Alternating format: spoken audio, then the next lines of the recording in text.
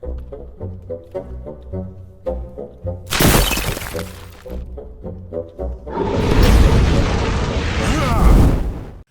everybody, it's me, Riffraff Hornhelm, and I'm back again with another presentation from the Dwarven Vault, and today we have a monster review.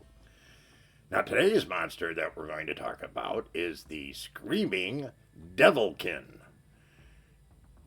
Great name, right? The Screaming DEVILKIN. And that comes out of the original Fiend Folio, as was used with Advanced Dungeons & Dragons First Edition rules, what's typically called 1E today. And it's a very interesting creature. The Fiend Folio, of course, being a follow-on after the Monster Manual, being the next compendium with dedicated monsters for the game. And it was also a European-based project where most, not all, but most of the monsters that are within the book were new additions that came to us from Europe, primarily the UK. Really cool stuff. Really adds some zing to your dungeon if you've been relying only on old original Monster Manual stuff, for those of us who played back in the day. Cool creature. And the Screaming DEVILKIN, it's a small creature. It only stands about 3 foot tall. It does have a 2.5 foot long barbed tail and a 5 foot spread of wingspan with wings. It looks somewhat like a devil. It really looks like a mephit, which is also a new creature that's introduced in the Fiend Folio. We'll talk about those later, but think of it as a short, devilish looking creature. Now, these highly maneuverable flying creatures have a armor class of 2. There are only 3 hit dice, so not a big deal on that side. They are only have standard magic resistance, so nothing special. Same with weapons. But another creature that is fairly brainless. It has low intelligence. It is indeed an evil creature, but it's one that resides in the prime material plane. It's never been spotted outside of the prime material plane. And though it looks devilish, it has no allegiance to any demons or devils or anything like that, beyond what might be induced just by alignment. Now, as I said, highly maneuverable creatures. These things fly most of the time. They do have arms and legs. I mean, you can see that here, but those have nothing to do with attacks. They just kind of along for the ride. Now, its attack is only for 1 to 6 points of damage, which isn't very much. And it's not from it biting. It's too busy screaming. It has that long 2.5 foot barbed tail, and it whips that around and tries to hit you with that. The reason it's called a Screaming DEVILKIN is because, well, it screams. It screams in such a loud and piercing manner that anybody who's within close proximity of it while they're fighting has to make a savings throw. If they do not make the savings throw, they can't do anything. They can only defend themselves. In other words, use your weapons for blocking or a shield or something of that nature. They cannot attack and they cannot cast spells. Now, this thing, once it starts fighting, does not stop. During the entire time it's fighting, it screams unrelentingly. Never stops screaming. And you have to make a save every round that the Screaming DEVILKIN is indeed screaming. The only way to shut it off once it starts is to either cast a silent spell, appropriate saves, all that kind of good stuff, or kill it. In the meantime, it'll keep attacking you over and over again, screaming, and doing its utmost to prevent you from being able to make any effective attacks against it. Now, they can show up in groups of 1 to 4 if they're a wandering, but as a victim, even if you have multiple ones in the room screaming at the same time, you only make 1 saving throw per round. You don't have to make a separate one for each one that's screaming, which I guess makes things slightly easier.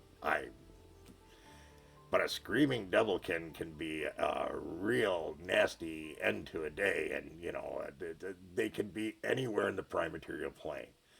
Now, I have to honestly say I was unfortunately exposed to one of these, and it happened to be after a night of drinking. I cannot tell you how horrible it was. I hid underneath my shield until somebody else got it. But they really, really, oh, they're horrible. Just horrible. Now the screaming devilkin, once it attacks, like I said, it does not stop. It's kill it or throw it in silence or something in order to get the screaming to stop. Otherwise, that is continuous. And because it keeps on attacking until you kill it, it's unpleasant. Now it's only 3 hit dice. Okay, so 24 points maximum. But you still got to hit it. And if you're screwed up by the screaming, that's going to be impossible. One other thing of note is that if it is screaming and you as a, say, a mage or a cleric have made your save, you can use a spell that has a verbal component in it. It doesn't matter whether or not it's heard by the rest of the party.